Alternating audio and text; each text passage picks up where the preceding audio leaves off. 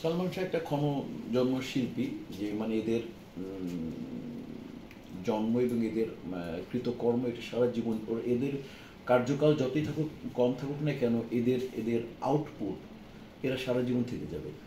সালমান শাহ এমন একটা শিল্পী, যেদিন মারা গেছে ওই দিন আমাদের 12 থেকে 15 জন যুবক যুবতী সুসাইড করেছে। এটা পৃথিবীর ইতিহাসে আর এর আগে হয়েছে কিনা আমি জানি না। তো আমাদের দেশে, ছোট একটা দেশে, এই দেশে এরকম ইন্ডাস্ট্রিতে একজন নায়ক মারা গেছে আর তার কী পরিমাণে ভক্ত। আর সালমান শাহ নতুন একটা ধারক, মানে নতুন একটা হাবার, নতুন পথ দেখিয়েছিল। শ্রদ্ধেয় নায়ক রাজ রাজ্জাকের পরে আমি, এটা আমার উপলব্ধি, সেটা হচ্ছে যে রাজ্জাকের অডিয়েন্স ছিল স্কুল, কলেজ, ইউনিভার্সিটি, ফুল পরিবার। রাজ্জাক ভাই ছিল ফুল পরিবারের হিরো, মানে ফ্যামিলি ম্যান। ফ্যামিলি ম্যান হয় এরা, শুধু নায়ক না, মানে ফ্যামিলি ম্যান এমন হয় যে যাকে বাসা বাবা পছন্দ করে, মা করে, ভাই বোন পছন্দ করে, এবং বাসার যে যিনি সবচেয়ে গুরুত্বপূর্ণ যে কাজের মানুষগুলি, উনিও পছন্দ করে যে নায়ককে। ওই রকম নায়ক ছিলেন শ্রদ্ধেয় রাজ রাজ্জাক। তেমনি করে আরও তেমনি করে এই পরের প্রজন্ম নতুন ইন্ট্রো হয়েছিল এই সালমান শাহ।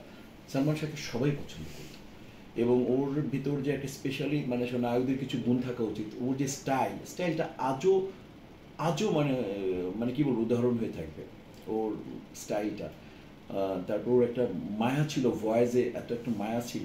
তারপর খুনসুটি করতো, নায়কদের ফান করা, মানে সেন্স অফ হিউমার অসাধারণ, অসাধারণ ছিল। আর ওর সাথে কাজ করেছে, বেশ কয়েকটা ছবিতে কাজ করেছে, সত্যের মৃত্যু নয়, তারপরে হচ্ছে ওই শেষ ঠিকানা, বুকের ভিতর আগুন, আজ হোক, আরও আমি নাম নাম মনে করতে পারছি না। বাট অসাধারণ শিল্পী ছিল, এবং মানে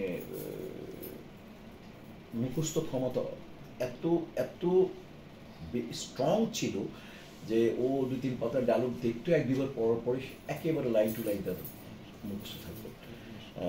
আর আসলে ও ওর মানে আমাদের আগে স্বাধীনতার পর আমরা একটা অ্যাক্টিং ছিল, সেটা একটু মেলো ড্রামা ছিল, একটু আমরা রস দিয়ে কথা বলতাম, যে রস লাগিয়ে কথা বলতাম, সুরে সুরে কথা বলতাম। কিন্তু ও একটা স্টাইল তৈরি করলো, ন্যাচারাল ডেলিভারি, ন্যাচারাল কথা বলতো, এবং দর্শক এটাকে খুব মানে খুব এটাকে মানে নিয়েছে যে আমি আমি সালমান। প্রত্যেকের মনেও নিজেকে ঢুকিয়ে দিয়ে কানেক্ট করতে পেরেছিল অডিয়েন্সে, আমরা সবাই সালমান।